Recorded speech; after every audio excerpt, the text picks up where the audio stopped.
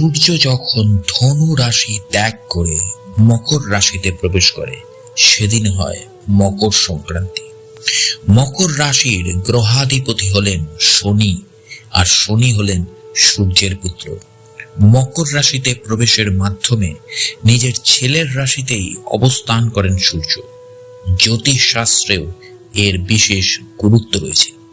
সেই কারণে মকর সংক্রান্তি থেকে মলমাসের অবসান হয় এবং 1 মাস ধরে বন্ধ থাকা সব শুভ অনুষ্ঠান আবারও শুরু হয়। মকর সংক্রান্তি থেকেই শুরু হয় উত্তরায়ণ যাত্রা। সারা বছরে সূর্য 6 মাস ধরে উত্তরায়ণ এবং 6 মাস ধরে দক্ষিণায়নে যাত্রা করে। অয়ন মানে পথ, অর্থাৎ উত্তরায়ণ হলো উত্তর দিকের পথে সূর্যের যাত্রা এবং দক্ষিণায়ন হলো দক্ষিণ দিকের পথে সূর্যের যাত্রা। মকর রাশি থেকে মিথুন রাশি পর্যন্ত সূর্যের গমন হলো উত্তরায়ণ এবং কর্কট রাশি থেকে ধনু রাশি পর্যন্ত সূর্যের যাত্রা পথই হলো দক্ষিণায়ন।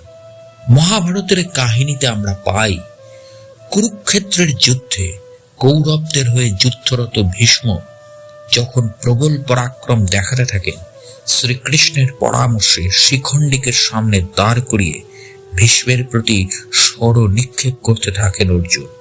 শিখণ্ডী তার আগের জন্মের নারী ছিলেন, কোনো নারীর প্রতি অস্ত্র চালনা করবেন না ভীষ্ম। সেই কারণে শিখণ্ডীকে সামনে দাঁড় করানো হলে তিনি অস্ত্র ত্যাগ করেন। অর্জুনের ছোড়া একের পর এক তীর তার শরীর ফুলে দেয়। একের পর এক তীর তার শরীরে গেঁথে গিয়ে তৈরি হয় সরসজ্জা। মা গঙ্গার পুত্র, মা গঙ্গার আশীর্বাদে ইচ্ছা মৃত্যুর ক্ষমতা ছিল ভীষ্মের। তাই অসংখ্য তীরে শরীর এফুর ওফুর হয়ে গেলেও তিনি ওই অবস্থায় 58 দিন পর্যন্ত অপেক্ষা করেছিলেন, কারণ সূর্য তখন ছিল দক্ষিণায়নে। সূর্য উত্তরায়ণে না আসা পর্যন্ত তিনি প্রাণত্যাগ করবেন না বলে জানিয়েছিলেন। এর পেছনের কারণ হচ্ছে, দক্ষিণায়নের মৃত্যুতে কখনো আত্মার মুক্তি সম্ভব না, আত্মা পুনরায় জন্ম নেয়। আর উত্তরায়ণের মৃত্যুতে আত্মার মুক্তি সম্ভব, আত্মা আর পুনরায় জন্ম নেয় না। তাই 58 দিন পর্যন্ত সরসজ্জায় থেকে মকর সংক্রান্তিতে সূর্য উত্তরায়ণে গেলে প্রাণ ত্যাগ করেন পিতামহ ভীষ্ম।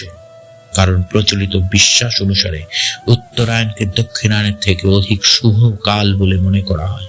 উত্তরায়ণের মৃত্যু হলে সেই ব্যক্তি